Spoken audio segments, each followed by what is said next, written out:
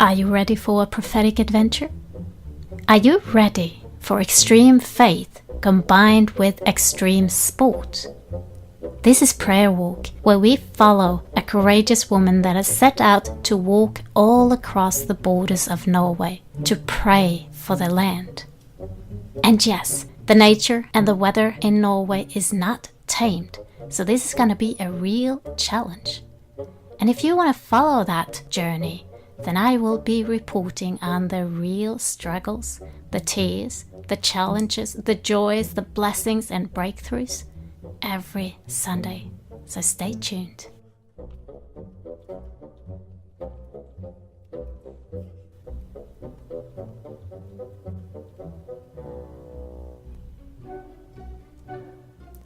It is 26th of November and we are getting so much closer to the end of this year. It is getting colder and darker here in Norway, and we really get to know that we are far up north. We have a winter where we, in some parts of our nation, do not have any sun coming up above the horizon during the entire winter. And then in other parts, of course, we do have the sun, but we have it, just for limited periods. So that's part of being up north.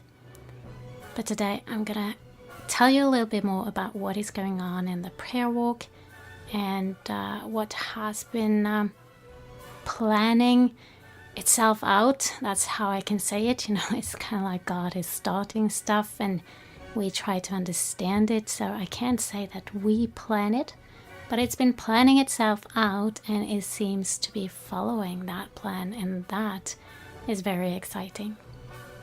Now, Janne Christine, she has been lucky to be offered a place to live up in the mountainous area in the heart of Norway. And this is in an area that is in between all these huge mountain ranges that are so vital for taking back this nation. We didn't know and see all of this when we started, but bit by bit it became obvious, and now it's kind of like, duh, you didn't think of that all the time.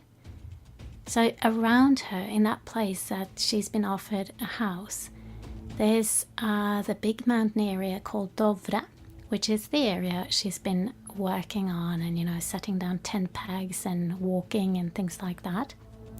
But there's also a different area that is called Jotunheimen. And that's the area where the tallest, the highest mountains in Norway is located. It's actually the highest mountains in Scandinavia. A lot of them are in that area. And then there's another place that is called Rondane. So these three huge mountain areas are around her location where she's going to be living from now on. So it is indeed in the heart of the nation, and in the middle of all of this, she has been offered a place and she didn't even apply for it or search for it. It was through a friend that was thinking, how about this? And it's not just an ordinary house, it's a place in a Christian retreat center. Who would think there would be a Christian retreat center up there in the mountainous areas? Well, there is. It's not totally up in the mountain without any people around. There are, small villages and places and towns and things like that. Norway is a place where people are living where you couldn't expect them to. So there are centers, and she's gonna be a part of one of those. And she has just recently been packing her first load of stuff to bring up because, moving to a new place, it takes quite a bit of effort. So she's been into that. And there's another thing that has happened that is also significant. It's a small thing, but when we work with God, when we get an idea, like guidance and strategy and you have faith to walk and to follow what you get, then it is so exciting when reality, when life brings something that is a confirmation that, oh yeah, what you started to realize and think and understand, and the direction that I was showing you a while ago, now it is starting to form itself and it's starting to happen. And that is, the adrenal thrill that you can get by the real adventure of following God. And so some weeks ago, it may have been a month, I don't know exactly, but a while ago, to say it that way, we started to understand that no, it's not just to walk around the nation. I mean, it's a little bit too early. There's a lot to do in this mountainous area. And it takes time to establish the throne of God. I mean, it's not just to set down a tent peg and hey, here it is. It's a transformation process that, everything in life needs time to mature. And so there's other mountains and other places, it just takes more effort. And then there's this other aspect, and that is that I cannot do this alone. Janne Christine cannot do this alone. And of course, yes, we need God and things like that, but that's not really what I'm talking about. It's a movement that needs to be done by people as a group, as a team, as a crowd, even as a nation. And so, working with that core, the heart of the nation, was kind of like the same thing as starting to reach out to the different denominations and big and small churches around in the nation. Because this needs to be an effort, a movement, a thing that is on the hearts of not just one, not just 2, 3 or 10, but many. Because this is about a nation crying out to God, saying, hey, we want you. We don't want anything else but you. And so, in that process, we realized that, we were so eager focusing on which way Janne Christine would be walking next. And would she go from this city to the other? But that was our limited view. That was where we started out. But there needs to be set off time for her to visit different churches and denominations to engage people, to inform them about what is going on and connect with people, key people and groups. And so we realized that was important, and now she's been invited to the first place. She's going to be explaining what she's doing and the plans and the visions and things like that. And it's just one small church or one small denomination, but it's a start. It is exactly what we had been shown, that this needs to happen, and then someone just happens to invite, and it's that little seed, that little sprout actually, that is coming up from the seed that has been planted. And it is just such a joy when the things happen and you know that God is in it. So that's one of the things that has been happening. Now, I'd also like to tell you a little bit about the different mountains, because I've talked quite a bit about Dovre and that area before. But the Jotunheimen, that is a really strange word. I know it's a little bit long, but it's 2 words connected together. And Jotunheimen, that is the name of a big mountain range. It's not just one mountain, but there's many in there. And Norway's highest mountain is in that area, and that is almost 2,500 meters high. So that's, it's something. And it's a place where, a lot of people go for alpine sports and things like that as well. But there's many, many, many different things in there.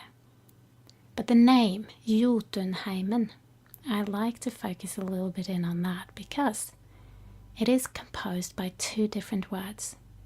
And the first part is Jotun, and then you have Heim, or as we say, Heimen.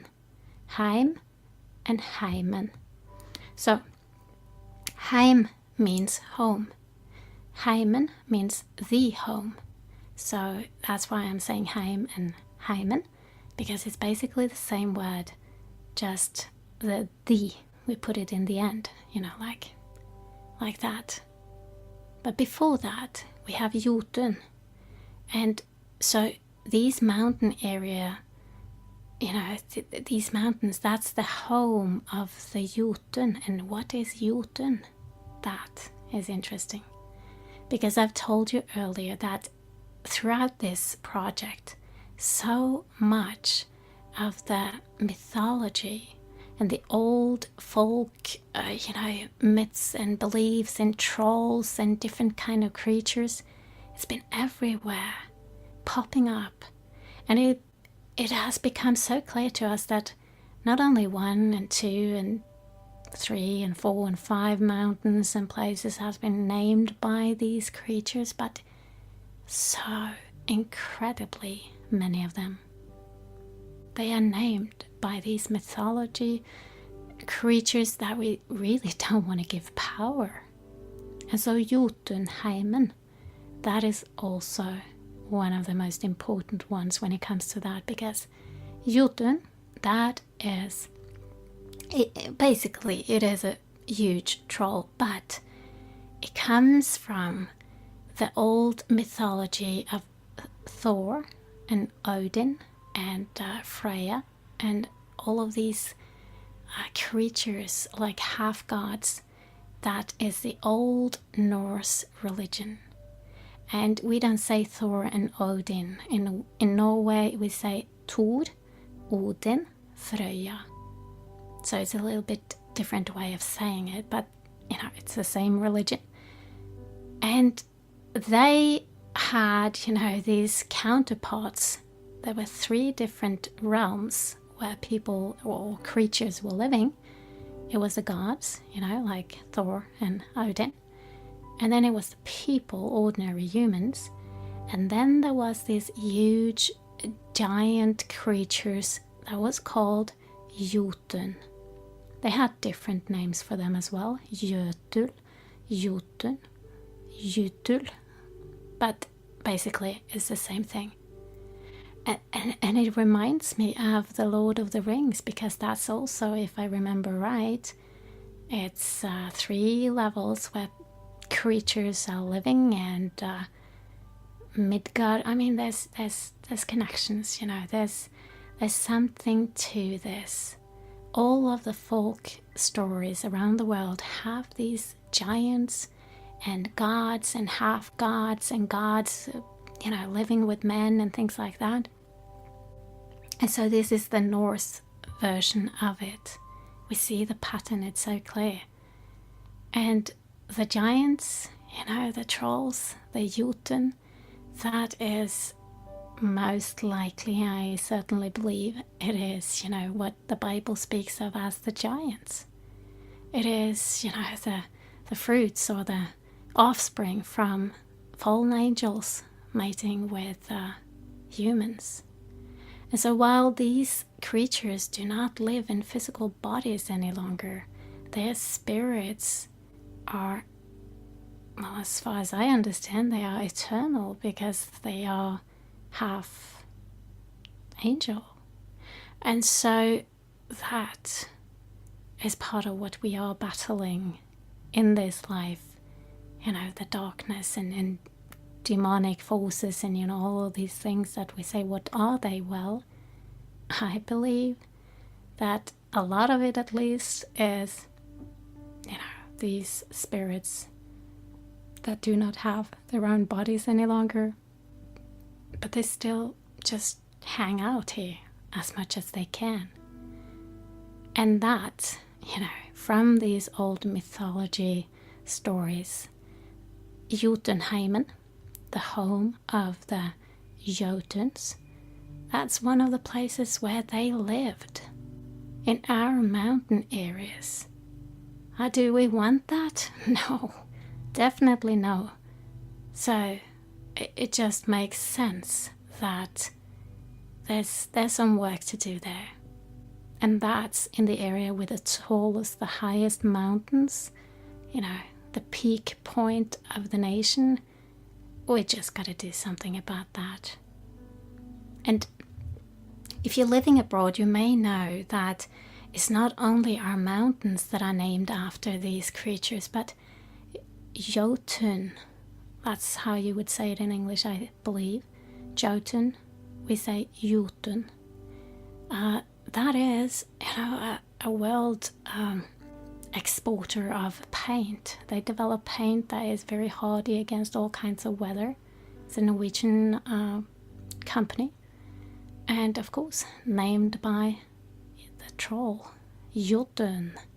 When I go to Turkey, even in the small city that I'm there, there's a Jotun shop. I say Jotun because that's all they understand down there, because of their way of pronouncing it. But we are exporting this. We are really so stuck into this tradition, this mythology, this inheritance. And then we have another robust old business, it's been there for ages, and that is a company making fireplaces, different kinds of them. And it's called Jötul, which is basically just a different name for the exact same thing. So there's tons of this stuff. And, well, that's why I suppose God is telling us we need to spend some more time working on these issues and,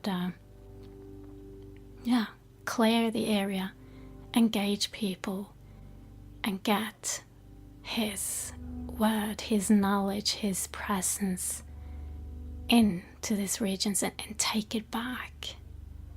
And part of that has happened by Janne Christine being offered a place in this region to live, like she is getting her own seat there, so to say, and by that doors have opened. And surely, as I said, this didn't happen because she was searching like crazy, I gotta get a place up here. No, it came to her. She just got to think about a person that she's known for so long, and well, she called that person and that person told her, how about this? And there you go. And when it happens like that, we know that God is in it, and the process is sometimes a little bit slower than we want it to be.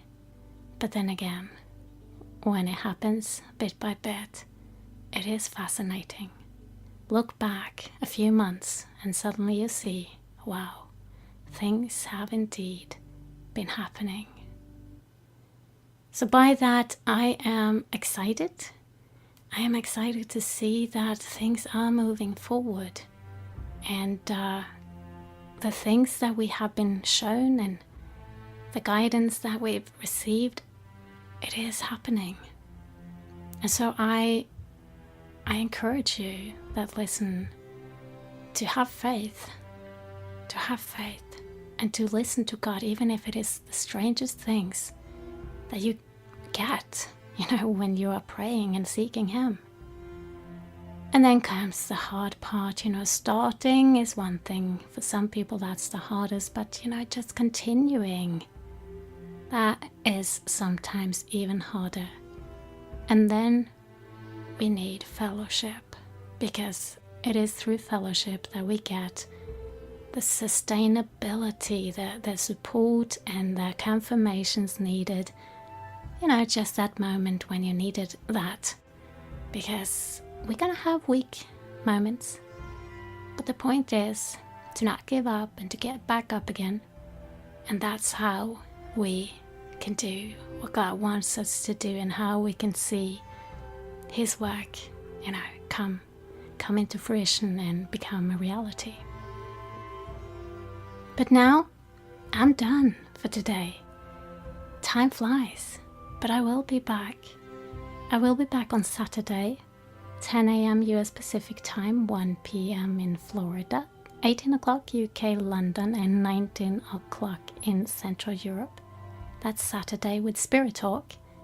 But then again, I will be back the same time on Sunday with another prayer walk and, the next bits that has evolved. And don't forget, if you are interested, you can go to freelegions.com and send a message, or you can go to Free Legions at Facebook and share something there if you'd like, because this is not just about Norway, and this is not just about Janne Christine, but this is about us, God's people, doing something, acting in faith, and joining hands, joining forces for His purposes. So be blessed, take care, and know that God loves you.